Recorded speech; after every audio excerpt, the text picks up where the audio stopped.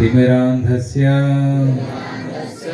ज्ञानाञ्जन शलाकया चक्षुरुन्मीलितं येन तस्मै श्री गुरुवे नमः। नमो ॐ विष्णुपादाय कृष्णप्रेष्ठाय भूतले श्रीमते भक्तिवेदांत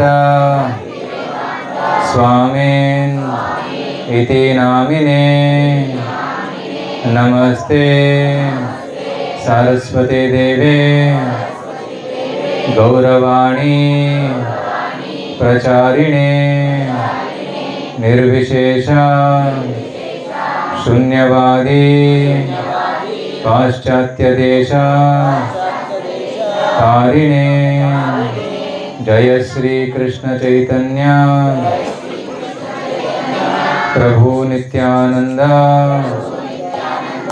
श्री अद्वैत गदाधर श्रीवासादि गौरभक्त वृंद। सब हाथ खड़ा करके हरे कृष्णा कृष्णा कृष्णा हरे हरे हरे राम राम राम हरे हरे हरे कृष्णा कृष्णा कृष्णा हरे हरे हरे राम राम राम हरे हरे हरे कृष्णा कृष्णा कृष्णा हरे हरे हरे राम राम राम हरे हरे। आप सबका स्वागत है। आज शाम का सत्संग कार्यक्रम है। हम आज लक्ष्मीपुर में हैं। लक्ष्मीपुर बोलते हैं, लक्ष्मीपुर वाड़ी।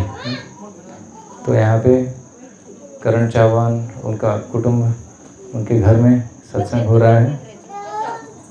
सत्संग का मतलब क्या होता है? सज्जनों का संग, वही है सत्संग, है ना। एक आचार्य जी बोलते हैं कि मनुष्य जीवन मिलना बहुत विरल है, बहुत मुश्किल है। जिसको मनुष्य जीवन मिला है वो बहुत भाग्यवान है, क्योंकि 84 लाख योनि है, 84 लाख योनि पार करके मनुष्य जीवन मिला है ना। जलचर है, पक्षी है, प्राणी है, पेड़ पौधे हैं, उसके बाद मनुष्य है। इन सब योनि को पार करके हम मनुष्य जीवन में आए हैं। तो मनुष्य जन्म मिलना बहुत ही दुर्लभ है। और लोग पूछते हैं कि इस जगत में तो बहुत सारे मनुष्य हैं, 800 करोड़ मनुष्य हैं, बहुत ज़्यादा आबादी है। और 800 करोड़ बहुत कम है, क्योंकि अगर आप आपके खेत में घास गिनेंगे तो कितने करोड़ है? वो सब जीवात्मा है ना, राइट। और एक छोटा सा 1 सेंटीमीटर क्यूब में, इतना छोटी जगह में कितने जीवाणु हैं? लाखों जीवाणु होते हैं। यहाँ पे हम 100 लोग बैठे हैं और कितने जीवाणु यहाँ पे हैं? लाखों हैं। तो सब जीव राशियों को गिनेंगे ना तो मनुष्य जन्म बहुत कम लोगों को मिलता है। सो हमको मनुष्य जन्म मिला है ना, हम बहुत भाग्यवान हैं। और दूसरा भाग्य है कि किसी को एक भगवान को प्राप्त करने की इच्छा मिले, मुमुक्षत्वम। सेकेंड वन क्या है? मुमुक्षत्वम।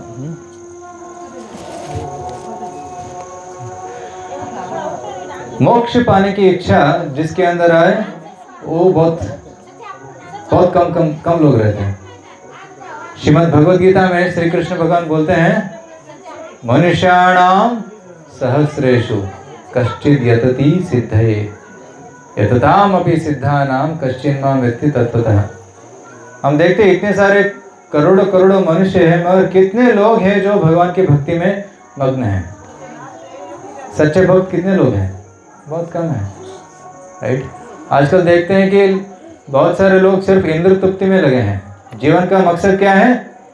इंद्र तृप्ति, अच्छा खाना, अच्छे से सोना, अच्छा शरीर मजबूत रखना ताकि अच्छा इंद्र तृप्ति कर पाए, पैसे कमाएंगे, बड़ा बड़ा मकान बनाएंगे, राइट। गांव से शहर में जाएंगे, शहर से बेंगलुरु में जाएंगे, बेंगलुरु से विदेश में जाएंगे, विदेश से चंद्रमा में जाएंगे। सपने बना के बैठे हैं ना लोग। तो जीवन का लक्ष्य क्या है? टू इम्प्रूव द, अपना जो भौतिक इंद्र तृप्ति है उसका क्वालिटी को इम्प्रूव करना है, उसको बढ़ाना है, राइट। मगर इससे क्या होता है? छोटे के मकान में भी वो इंद्र तृप्ति कर रहा था, बड़ा मकान बनाएगा उधर भी इंद्र तृप्ति करेगा। छोटे मकान में खाता था, सोता था, पीता था, झगड़ा करता था, मैथुन करता था, और बड़ा मकान में भी वही करेगा, अमेरिका जाके भी वही करेगा, तो क्या फर्क है? कुत्ता भी खाता है, मनुष्य भी खाता है, कुत्ता भी सोता है, मनुष्य भी सोता है, क्या फर्क है दोनों में? सोने के बाद उसका आनंद और हमारा आनंद वही है ना। सोने के बाद हम सब भूल जाते हैं, वो रास्ते में सोएगा वो भी भूल जाएगा सोने के बाद कि मैं कहाँ पे पड़ा हूँ, तो आनंद वही है। सो प्राणी भी इन 4 चीज़ों में मग्न है, आहार, निद्रा, भय, मैथुन। और हम भी अगर आहार, निद्रा, भय, मैथुन में पड़े रहेंगे तो हम भी प्राणी हैं। शास्त्र बोलते हैं कि 4 पैर वाला तो प्राणी है ही, मगर 2 पैर वाला भी प्राणी है। कौन है वो? अगर वो भक्ति नहीं करता है तो द्विपाद पशु, अगर कोई भगवान का भक्ति नहीं करता है तो 2 पैरों पे चलने वाला प्राणी है, द्विपाद पशु है, ऐसे बोलते हैं, राइट। तो प्राणियों का जो कुछ लोग बोलते हैं, विज्ञानी लोग बोलते हैं कि मनुष्य भी एक प्राणी है और एडवांस प्राणी है, बहुत विकसित प्राणी है, राइट। कुत्ता तो मुंह से खाता है, हम तो चम्मच से खा सकते हैं। कुत्ता तो रोड पे सोता है, हमने डनलप, क्या बोलते हैं उसको, कर्लॉन मैट्रेस बनाया है, डनलप मैट्रेस बनाया है, और अभी तो लाखों का बेड मिलता है। बहुत महंगा बेड मिलता है, उस पर सोएंगे तो हम बहुत विकसित हैं, राइट। कुत्ता तो 4 पैर पे चलता है, हमारे पास 4 चक्के वाला गाड़ी है, हम गाड़ी में चलेंगे, राइट। हम आसमान में उड़ेंगे तो हम, वो बोलता है कि मैं विकसित प्राणी हूँ। मगर शास्त्र बोलते हैं कि मनुष्य जो है सिर्फ प्राणी नहीं है, मनुष्य प्राणी से भी ऊंचा है, क्योंकि हम में एक क्षमता है जो प्राणियों में नहीं है। हम भगवान की भक्ति कर सकते हैं मगर प्राणी नहीं कर सकता। हम सवाल पूछ सकते हैं कि मैं कौन हूँ, मेरा जीवन का मकसद क्या है, मेरे जीवन में इतना कष्ट क्यों आ रहा है, ये कष्ट से परिहार कैसे पाना है, इसके बारे में हम प्रश्न पूछ सकते हैं। कुत्ते बिल्ली पूछ सकते हैं क्या? ऐसे नहीं पूछ सकते ना। आपने कोई कहीं देखा है कि कुत्ते लोग सत्संग कर रहे हैं? ऐसे भीड़ बना हुआ है और कोई प्रवचन दे रहे हैं और सुन रहे हैं बैठ के, मैं कौन हूँ। भगवान को भक्ति भजन कर रहे हैं, नहीं क्या? अगर कुत्ते लोग साथ में आते हैं ना, झगड़े करते हैं, बो बो बो बो, है ना, वही होता है। तो श्रील प्रभुपाद जी बोलते थे कि man has also become like pack of dogs, right. कुत्ते की तरह झगड़ा कर रहा है, राइट। कुत्ते तो झगड़ा करते हैं, अगर मनुष्य भी झगड़ा करते हैं, ये मेरा इलाका है, तुम नहीं आने का, बो बो करते हैं झगड़ा, ये मेरा राष्ट्र है, तुमको एंट्री नहीं है। अरे किसका राष्ट्र है? सब तो भगवान का भूमि है, राइट। सारा भूमि जो है किसका है? भगवान का है। सारा धरती गोपाल की है, अगर हमने कब्जा करके रखा है, ये मेरा है। कितना साल के लिए रहेगा मेरे पास? कितना दिन तक जिंदा हूँ उतना तक मैं रह सकता हूँ। मरने के बाद किसी और को चले जाएगा, और वो भी मर जाएगा, उसके बाद किसी और को चले जाएगा, धरती उधर ही रहेगा, हम चले जाएंगे। मगर जब जिंदा है हम सोचते हैं कि ये मेरा है और झगड़ा करते रहते हैं, isn't it? तो इसको बोलते हैं कुत्ता मेंटालिटी, कुत्ता मनोभाव कि मैं, मेरा है, मैं और मेरा, राइट। कुत्ते लोग भी उसका एरिया मार्किंग करते हैं। कोई और कुत्ता आ गया तो रात को भौंकते हैं, बो बो। तो भगवान बता रहे हैं भगवद गीता में कि सारा दुनिया जो है मेरा है, संपत्ति, राइट। ईशावास्यमिदं सर्वं यत्किंचित् जगत्यां जगत्, सारा धरती किसका है? भगवान का वश में है, भगवान का संपत्ति। हम यूज़ कर सकते हैं, हमारे थोड़ा ज़मीन ले सकते हैं, थोड़ा खाना ले सकते हैं, थोड़ा धान ले सकते हैं, पानी भी ले सकते हैं, हवा भी खा सकते हैं बिना टैक्स का। भगवान कुछ टैक्स नहीं मांगते हैं, राइट। मगर इलेक्ट्रिसिटी वाले टैक्स मांगते हैं ना, लाइट चला रहे हैं, ठीक है मीटर इतना हो गया दे दो, महीने का भाड़ा। वाटर भी, पीने का पानी भी सप्लाई करते तो बॉटल वाला मांगते हैं, ठीक है सर 20 रुपये पर बॉटल। मगर भगवान के टैक्स मांगते हैं। नदी से इतना पानी पीते हैं हम, इतना हवा ऑक्सीजन खाते हैं, राइट। ऑक्सीजन भी बहुत महंगा है ना, हॉस्पिटल में लेंगे तो बहुत महंगा है। राइट। कोरोना के समय सबको पता चल गया, एक आदमी था वो बहुत बूढ़ा हो गया था और हॉस्पिटल में एडमिट हो गया क्योंकि उसको कोविड हो गया, कोरोना हो गया। और हॉस्पिटल में उसको ऑक्सीजन मास्क डाल के सुला दिए थे। एक हफ्ता हॉस्पिटल में था, तब रिलीज़ हुआ। रिलीज़ होने के बाद डॉक्टर ने बोला सर बिल इतना बिल है। बिल देखा 1.5 लाख रुपए। बिल देख के रोने लगा वो डॉक्टर बोले क्यों रो रहे हो? अच्छा वो अमाउंट देख के रो रहे हो क्या, बहुत महंगा है? तो बोला नहीं, मैं पूरा जिंदगी ऑक्सीजन खाया, भगवान एक पैसा भी नहीं पूछा, और आपने एक हफ्ता ऑक्सीजन दिया और इतना पैसा। अभी मैं ये सोच के रो रहा कि मैं इतना अकृतज्ञ हूँ कि मैं भगवान को याद नहीं किया, हर दिन धन्यवाद नहीं किया भगवान को, राइट। तो मैं ये बता रहा था कि भगवान सब कुछ दिया हमको, हम उसको यूज़ कर सकते हैं, राइट। मगर सारा संपत्ति किसका है? भगवान का ही रहेगा। तो अगर कोई सोचता है कि ये मेरा है और मैं इसका स्वामी हूँ, तो वो प्राणी मेंटालिटी है, एनिमलिस्टिक मेंटालिटी, वो मनोभाव है। तो इसलिए हमको ये मनोभाव से उठना चाहिए। हमको आध्यात्मिक बनना है कि मैं भगवान का अंश हूँ, ये सब भूमि भगवान का है, ये सब कुछ मुझे भगवान की सेवा में लगाना है। तो जब आदमी को एक ख्याल आना शुरू हो जाएगा कि मुझे जानना है कि मैं कौन हूँ, हु एम आई, और वो उत्तर ढूंढने लगेगा मैं कौन हूँ। गुरु से आके पूछेगा मैं कौन हूँ, तो गुरु जी बोलेंगे अहम ब्रह्मास्मि, मैं आप आत्मा है। आप कौन है? आत्मा। हम शरीर नहीं है, क्योंकि शरीर तो नश्वर है ना। शरीर के अंदर हम बैठे हैं, घर के अंदर घर वाले रहते हैं ना, हम थोड़ी घर है, घर के अंदर हम रहते हैं, इसे गृहस्थ बोलते हैं ना। गृहस्थ मतलब घर के अंदर वो बैठा है, गृहस्थ।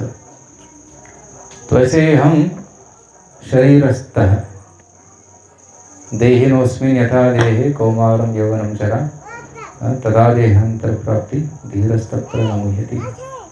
तो देह के अंदर हम देही है, ग्रह के अंदर जैसे गृही रहता है वैसे देह के अंदर आत्मा रहता है। और देही कौन है? आत्मा।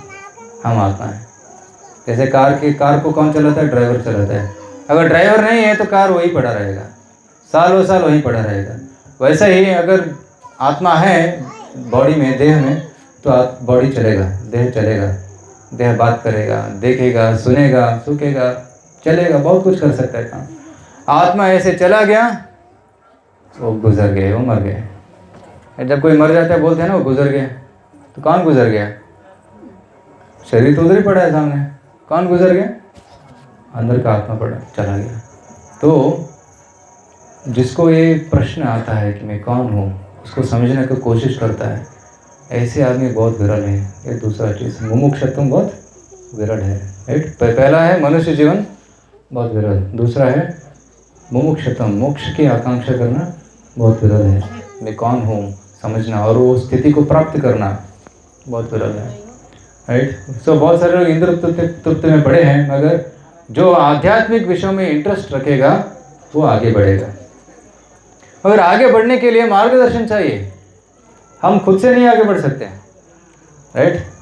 सब बच्चे लोग स्कूल जा रहे हैं, क्यों जा रहे हैं स्कूल? पढ़ने से क्या मिलेगा?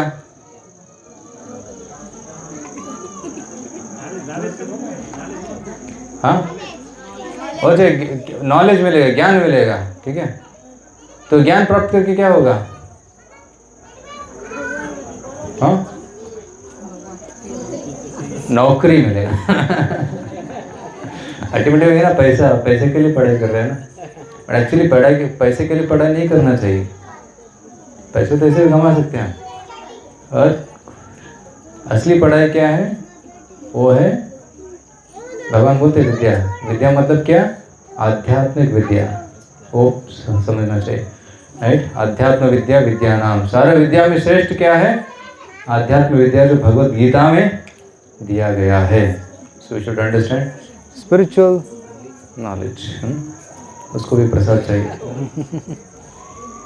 राइट। स्कूल क्यों जाना चाहिए? मौल्यों को सीखने के लिए, मौल्यों के सीखना चाहिए। उसके साथ साथ पैसा कैसे कमाना वो भी सीखना चाहिए, दोनों सीखना चाहिए। समझ गए ना? तो स्कूल, बिना स्कूल गए आप सीख सकते हैं क्या? नहीं। क्यों? वहाँ पे शिक्षक हैं, वो लोग सिखाएंगे आपको। वहाँ पे किताब है, किताब से पढ़ाएंगे आपको। सो शिक्षक और किताब और स्कूल, जब तीनों को कॉम्बिनेशन होता है तब आप ज्ञान प्राप्त कर सकते हैं, इज़न्ट इट? घर बैठे सीख सकते हैं? नहीं सीख सकते। वैसे ही आध्यात्मिक ज्ञान सीखने के लिए भी हमको गुरु चाहिए, गुरु का मार्गदर्शन चाहिए। तो ऐसे प्रामाणिक गुरु का मार्गदर्शन मिलना भी बहुत रेयर है। वो तीसरा चीज़ है, सदगुरु मिलना बहुत रेयर है, बहुत विरल है। सो पहला चीज़ था मनुष्यत्व, दूसरा चीज़ था मुमुक्षत्व, तीसरा चीज़ एक सच्चा गुरु, सदगुरु, सत्संग मिलना बहुत विरल है। क्योंकि बहुत लोग हमको रास्ता भटक देते हैं ना, भटका देते हैं। ऐसे कोई बोलता है तुम ही भगवान हो, आओ मेरे पास, मैं आपको एक मंत्र दूंगा, ये मंत्र पढ़ो और तुम भगवान बन जाओगे। तो कोई भगवान बन सकता है क्या? आप और हम भगवान बन सकते हैं? क्यों नहीं बन सकते हैं? क्योंकि हम भगवान के अंश हैं, हम भगवान नहीं हैं। और कोई बोलता है कि आप ध्यान करो आप भगवान बन जाएंगे, नहीं हो सकता। ध्यान करने से भी हम भगवान नहीं बन सकते। ध्यान करने से हम भगवान का दास बन सकते हैं, मगर भगवान कभी नहीं बन सकता। तो अगर कोई बोलता है कि तुम भगवान हो तो झूठ है। अगर कोई बोलता है कि आप भगवान के दास हो तो वो सच है, राइट। कन्नड़ में एक सॉन्ग है, पुरंदरदासರು ಹಾಡ್ತಾರೆ, ದಾಸನಾಗು ವಿಶೇಷನಾಗು, ದಾಸನಾಗು ವಿಶೇಷನಾಗು, ಏಸು ಕಾಯಂಗಳ ಕಳೆದು 80 ಲಕ್ಷ ಜೀವರಾಶಿಯನ್ನು ದಾಟಿ ಬಂತು ಈ ಶರೀರ, तानल्ला तन्नदल्ला, राइट। सो यहाँ पे क्या बोलते हैं कि विशेषता क्या है? जब एक आदमी भगवान का सच्चा दास बनता है, दासनागु विशेषनागु, so that is our real position. वो अपना निज स्वरूप है। जीवेर स्वरूप है कृष्णेर नित्य दास। हम नित्य रूप से भगवान का दास है। इसलिए सच्चा गुरु वो है जो हमको बताते हैं कि हम भगवान के दास हैं, ठीक है। तो अमेरिका में जब श्रील प्रभुपाद जी, अपने इस्कॉन के संस्थापक आचार्य श्रील प्रभुपाद जी पूरा विश्व में भक्ति का प्रचार किया है। तो एक बार कुछ लोग बोलने लगे स्वामी जी भगवान हैं, राइट। श्रील प्रभुपाद जी खुद ही भगवान हैं, क्योंकि उन्होंने इतना बड़ा चमत्कार किया है, विदेशों में इतने लोगों को भक्त बनाया है, तो ये कोई नहीं कर सकता, सिर्फ भगवान ही कर सकते हैं। तो ऐसे अगवा फैला लगे कि सबको बोलने लगे भगवान भगवान, प्रभुपाद जी भगवान है। प्रभुपाद के कान में पड़ा तो प्रभुपाद जी ने बुलाया उनको।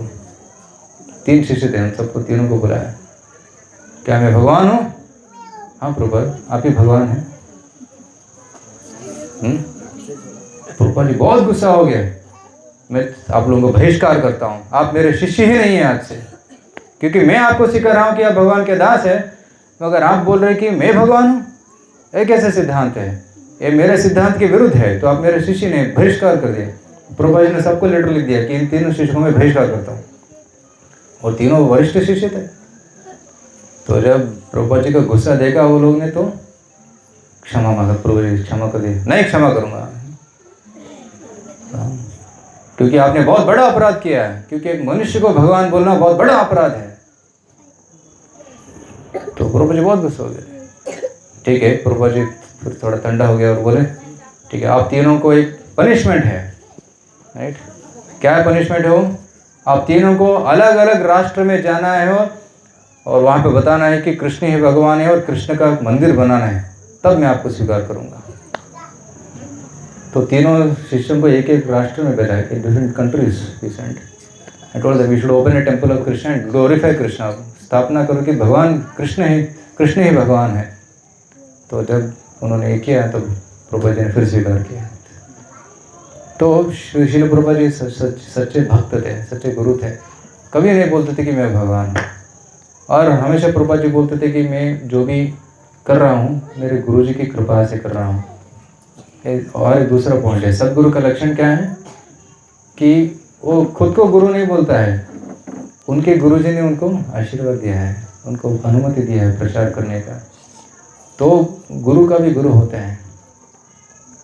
अगर कोई कहता है कि मैं स्वयं सेल्फ डिक्लेयर्ड गुरु मैं खुद ही गुरु हूँ और उसका कोई गुरु नहीं है, तो कैसे हो सकता है? तो गुरु भी परंपरा में आना चाहिए, राइट? भगवान कृष्ण गीता में बोलते हैं, भगवद गीता में, एवं परंपरा प्राप्ता। तो परंपरा में आना चाहिए। तो इस्कॉन जो संप्रदाय है वो परंपरा में आता है, और ये परंपरा हजारों साल से चलती आ रही है, हजारों साल से चलती आ रही है। 5000 साल पहले कृष्ण ने अर्जुन को बोला और तब से कंटिन्यू है, आज तक चल रहा है, आगे भी चलेगा, राइट? ये बहुत बड़ा परंपरा है और पूरा विश्व में इसका प्रचार हो रहा है ना? इस्कॉन, मगर नाम लगता है नया, इस्कॉन अंतर्राष्ट्रीय कृष्ण भावना प्रसंग। और प्रभुपाद जी ने विदेश में ये संस्था स्थापना किया ये पुरातन संस्कृति को प्रचार करने के लिए, तो नया नाम दे दिया उन्होंने। और ये बहुत प्राचीन परंपरा है, 5000 साल पहले का, राइट? तो एक सदगुरु मिलना बहुत ही दुर्लभ है। इसलिए अगर कोई सच्चा गुरु का आश्रय मिलता है तो तुरंत स्वीकार करना चाहिए और उसका पालना करना चाहिए, राइट? और कलयुग जो है, कलयुग में ना भगवान को प्राप्त करना एक तरफ मुश्किल भी है और एक तरफ बहुत सरल भी है। मुश्किल क्यों है? क्योंकि कलयुग में बहुत सारे कल्मश हैं, राइट? भागवत में बोलते हैं, प्रायण अल्पायुष सभ्य कलावस्मिन युगे जना मंदा सुमंद मतयो मंद भाग्य विपत्रता। कलयुग में आयुष बहुत कम है, राइट? मैक्सिमम कितना हम जी सकते हैं कलयुग में? ज़्यादा से ज़्यादा 60 साल, एवरेज 60 साल। अगर 80 तक कोई जिएगा तो बहुत दीर्घायुष्य है उसका, राइट? अगर 30 साल तक कोई पहुंच गया मतलब आधा जीवन हो गया उसका राइट? मगर 30 साल वाला सोचता है कि अभी नौजवान युवक हूँ, नहीं, आधा जीवन हो गया तुम्हारा, ख़त्म ही हो गया, और 30 साल बचा है, और 30 साल तक जिएगा कि नहीं पता नहीं। कुछ लोग तो अभी तो कैंसर इतना बढ़ गया है, नए बीमारियाँ आ रही हैं, कब तक जिएगा पता नहीं आदमी, है ना?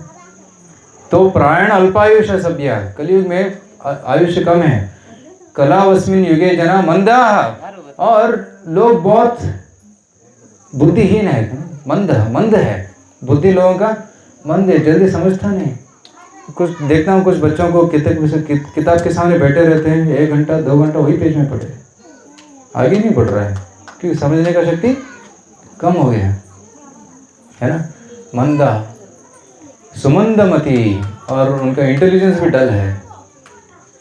मंद भाग्य, और भाग्य भी खराब, राइट? क्यों खराब है भाग्य? कभी भूकंप हो गया, कभी अतिवृष्टि हो गया, कभी अनावृष्टि हो गया, कभी एक्सीडेंट हो गया, बहुत सारी दुर्घटनाएं चलती हैं कलयुग में, राइट? कभी कभी युद्ध हो गया, राइट? तो बहुत सारी दुर्घटनाएं चलती है, इसलिए मंद भाग्य। और उपद्रता मीन्स हमेशा डिस्टर्ब्ड रहता है, विचलित रहता है आदमी, 1 सेकंड के लिए भी मन एक जगह पे स्थिर नहीं रहता है, हमेशा भटकते रहता है मन, राइट? आजकल ना एक राक्षस का आविष्कार हुआ है उस राक्षस ने सबको बंदी करके रखा है। क्या बोलते हैं उसको? Mobile phone right? मैंने ऐसे सुना है, उसको प्रमाण मैंने पढ़ा नहीं कभी, और ऐसे कुछ लोग बोलते हैं कि कलयुग में एक राक्षस आएगा जिसका एक आँख रहेगा और पूरा दुनिया को कब्जा कर लेगा। पहले मैं सोचता था कि वो टीवी है, मगर अभी समझ में आया कि वो मोबाइल है राइट? सबका साथी है, वो सबके पॉकेट में रहता है और सबको फिक्स रखता है और विचलित रखता है, सबका हाथ ऐसे चलता है एक्चुअली ऐसे चलना चाहिए, हाथ में क्या चलना चाहिए? माला चलना चाहिए, मगर हाथ में मोबाइल चलता है, रील्स चलता है, राइट? तो उपद्रता, हमेशा डिस्टर्ब रहते हैं लोग, इसलिए मन भगवान के संकीर्तन में नहीं लगता है, भगवान पे ध्यान नहीं कर सकते हम सरल रूप से। मगर और एक श्लोका में भगवान बोलते हैं कि कलयुग में इतनी दोष है, इतना सारा प्रॉब्लम्स है, फिर भी भगवान को प्राप्त करना कलयुग में बहुत सरल है। कलेर दोष निधे राजन अस्ति एको महान गुणा कीर्तनादेव कृष्णस्य मुक्त संगः परम व्रजेत। कलियुग दोषों का निधि है। निधि मतलब पता है?